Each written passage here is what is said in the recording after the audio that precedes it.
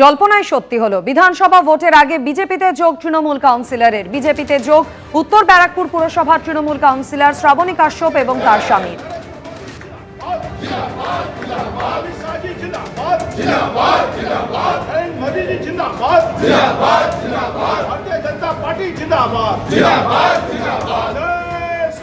আগামীকাল ভোটের প্রচার শুরু করছেন মমতা বন্দ্যোপাধ্যায়। অহিন্দ্র মঞ্চে কর্মী সভার মাধ্যমে প্রচার শুরু করছেন তিনি। কাল সন্ধে কর্মী সভার মাধ্যমে প্রচারে নামছেন মমতা বন্দ্যোপাধ্যায়। ভোটের প্রচার আগামীকাল থেকে শুরু করছেন মমতা বন্দ্যোপাধ্যায়। অহিন্দ্র মঞ্চে কর্মী সভার মাধ্যমে শুরু করছেন তাঁর প্রচার। বিস্তারিত জেনে নেব, কথা বলবো আমাদের প্রতিনিধি অনির্বাণ বিশ্বাসের সঙ্গে। অনির্বাণ, দেখো, আগামীকালই মমতা বন্দ্যোপাধ্যায় তিনি কিন্তু তার নিজের ভবানীপুর কেন্দ্রে কর্মী সভা করবেন এবং কর্মী সভা করবেন সন্ধ্যেবেলায় 7টার সময় চেতলার অহিন্দ্র মঞ্চে। এবং এখান থেকে কিন্তু তার রাজনৈতিক যে প্রচার সেই প্রচার কিন্তু শুরু হয়ে যাচ্ছে। আমরা জানি যে তিনি কিন্তু সামনের সপ্তাহে উত্তরবঙ্গ দিয়ে আনুষ্ঠানিকভাবে প্রচার করবেন, কিন্তু তার আগে নিজের বিধানসভা কেন্দ্র ভবানীপুরের জন্য তিনি কিন্তু আগামীকাল সন্ধ্যে 7টায় অহিন্দ্র মঞ্চে তিনি কর্মী সভা করতে চলেছেন। এবং সেখানে কিন্তু ফিরহাদ হাকিম সহ ভবানীপুর কেন্দ্রের যারা যারা সিনিয়র লিডার রয়েছে তারা প্রত্যেকে উপস্থিত থাকবেন, এমনটা কিন্তু আমরা জানতে পারছি। স্বাভাবিকভাবেই কিন্তু বিধানসভা ভোট ঘোষণা হয়ে যাওয়ার পর এই প্রথম, গতকালই আমরা দেখেছি মমতা বন্দ্যোপাধ্যায় ইস্তাহার প্রকাশ করেছেন। এবার প্রথম কিন্তু আগামীকাল সন্ধ্যে 7টার সময় নিজের কেন্দ্র ভবানীপুর সেই কেন্দ্রের যে কর্মীরা রয়েছেন তাদের সঙ্গে মিলিত হবেন মমতা বন্দ্যোপাধ্যায়। এবং সেখানে কিন্তু তিনি বার্তা দেবেন। কর্মী সভা যেটা হবে সেই সভা কিন্তু হবে চেতলার অহিন্দ্র মঞ্চে। এবং তুমি জানো যে এরপরেই কিন্তু আগামী সপ্তাহের প্রথমেই তিনি ময়নাগুড়ি থেকে প্রচার শুরু করবেন। এবং উত্তরবঙ্গের যেহেতু ভোট আগে পড়েছে সেই জন্য তিনি উত্তরবঙ্গের যে বিভিন্ন বিধানসভা রয়েছে সেই বিধানসভার প্রচারের কাজ তিনি কিন্তু করতে থাকবেন। একই সঙ্গে কিন্তু অভিষেক বন্দ্যোপাধ্যায় তারও কিন্তু বিভিন্ন প্রচার সেই প্রচার শুরু হয়ে যাবে, যদিও তার প্রচার শিডিউল এখন এসে পৌঁছয়নি। কিন্তু আগামীকাল মমতা বন্দ্যোপাধ্যায় তিনি চেতলায় প্রথম তার কর্মী সভার মাধ্যমে তিনি কিন্তু তার সাংগঠনিক যে রাজনৈতিক কাজ সেটা কিন্তু শুরু করছেন নিজের বিধানসভায়। ধন্যবাদ অনির্বাণ। রেড রোডে ঈদ পালনের মঞ্চ থেকে প্রধানমন্ত্রীকে নিশানা তৃণমূল নেত্রীর। আপনি সবচেয়ে বড় অনুপ্রবেশকারী, প্রধানমন্ত্রীর সমালোচনায় মমতা বন্দ্যোপাধ্যায়। এসআইআর নিয়েও কেন্দ্রকে নিশানা করলেন তৃণমূল নেত্রী। आप जो दुबई में जाके, दुबई लोग हमारा दोस्त है इंडिया का, आप जो उधर में जाके पूरा दस्ती मिलाता है, गला मिलाता है, तब आपका असर नहीं पड़ते है। वो हिंदू ना मुसलमान है, और इंडिया आके आप भूल जाता है। आप बोलते हैं इसको नाम कर दो, उसको नाम कर दो, ये सब इन्फिल्ट्रेटर है। मैं तो कहेंगे आप सबसे बड़ा इन्फिल्ट्रेटर है। आप जो डरते हैं वो मरते हैं, जो लड़ते हैं वो जिंदगी में कामयाब होता है। सबको भेज दिया, सबको भेज दिया, और कहता मकान भी छोड़ दो, सब मकान में बीजेपी का लीडर लोग रहेगा। जो डका गुंडा का पार्टी है। আপনারা শুনলেন সেই বক্তব্য। রেড রোডে ঈদ পালনের মঞ্চ থেকে এভাবেই প্রধানমন্ত্রীকে নিশানা করেছেন তৃণমূল নেত্রী। তিনি আক্রমণ শানিয়েছেন যে আপনি সবচেয়ে বড় অনুপ্রবেশকারী। এসআইআর নিয়ে কেন্দ্রকে নিশানা করেছেন তৃণমূল নেত্রী।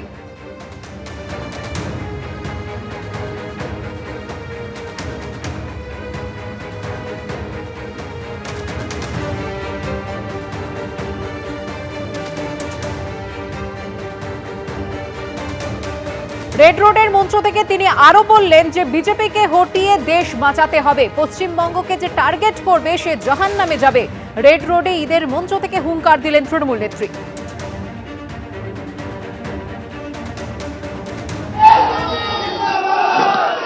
थोड़ा थोड़ा गद्दार भी है जो बीजेपी के पास रुपया लेके वोट बटने का खेल में खेल रहा है। मैं उसको कहेंगे मुद्दा लाख मुड़ा चाहे तो क्या होता है, वही होता है जो मंजूर खोदा होता है। मैं वो कहने चाहूंगी बारिश हो रहा है, अभिषेक भी कहेंगे कि हमारा दिल में तमन्ना है, सात पड़ोसी का तमन्ना आज हमारा दिल में है। देखते हैं जोर किसका, बाजू एक दिल में है। बंगाल अच्छा से रहे, और जो बंगाल को जहन्नाम में जाए। खुद ही को कर बुलंद इतना, खुद ही को कर बुलंद इतना, हर तकदीर से पहले हमारा हृदय एक ही है, बीजेपी हटाओ, देश हटाओ। আপনারা শুনলেন রেড রোডে ঈদের অনুষ্ঠান থেকে প্রধানমন্ত্রীকে নিশানা করছেন তৃণমূল নেত্রী। তিনি বলছেন প্রধানমন্ত্রী সবচেয়ে বড় অনুপ্রবেশকারী। এসআইআর নিয়েও কেন্দ্রকে নিশানা করেছেন তৃণমূল নেত্রী। পাশাপাশি তিনি বলছেন বিজেপিকে হটিয়ে দেশ বাঁচাতে হবে, পশ্চিমবঙ্গকে যে টার্গেট করবে সে জাহান্নামে যাবে। রেড রোডে ঈদের মঞ্চ থেকে হুঙ্কার তৃণমূল নেত্রী।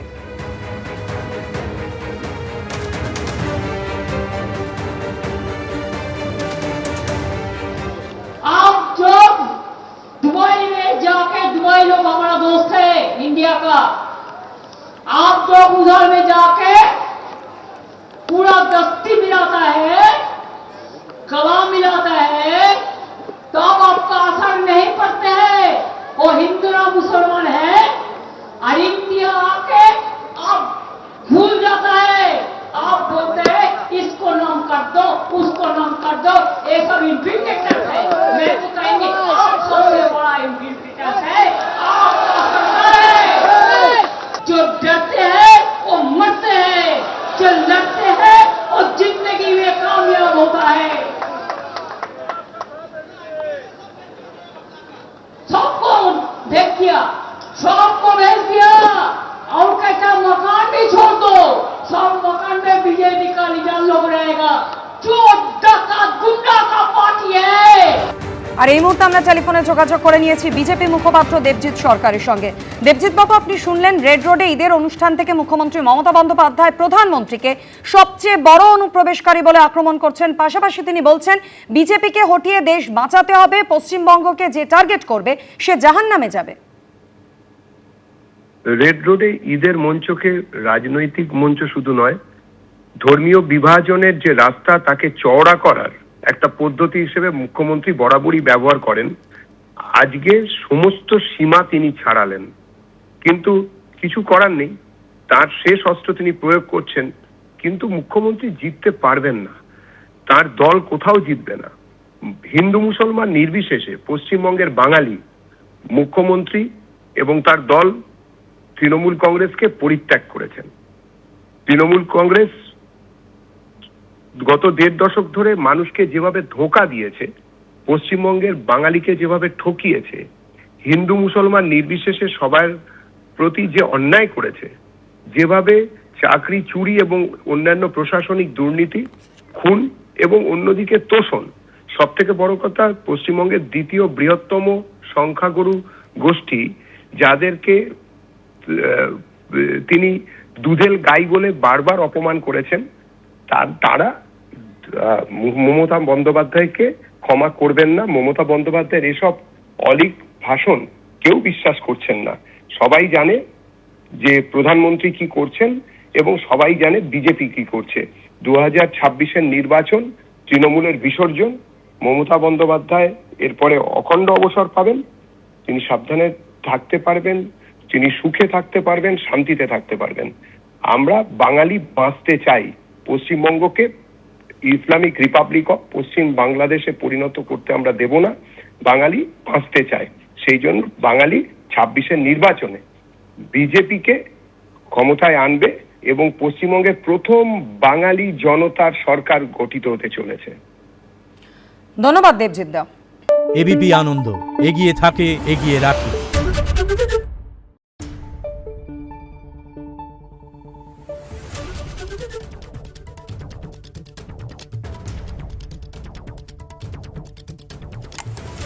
Thank you.